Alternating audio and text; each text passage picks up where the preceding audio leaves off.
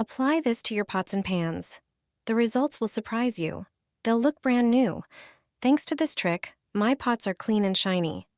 To prepare this super cleaning solution, you only need 4 ingredients. First, take 5 lemons.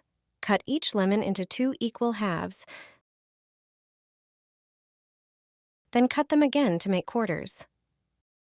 Put the cut lemons into a blender and blend them thoroughly. If you don't have a countertop blender, you can use a hand blender. Strain the lemon juice from the blender into a bowl using a sieve to remove the peels. Take another bowl and divide the juice into 2 parts. In one part, add 3 tablespoons of cornstarch and mix well until there are no lumps. In the other part, add 1 tablespoon of baking soda and mix thoroughly. Then, add 1 tablespoon of sugar and mix again. Now, combine the 2 mixtures by pouring one into the other and mixing them well. Your pot and pan cleaner is now ready. Simply apply it to a burnt pot.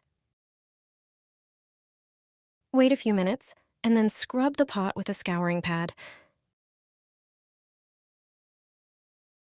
You'll see the results almost immediately. Use this trick, and your pots will look like new.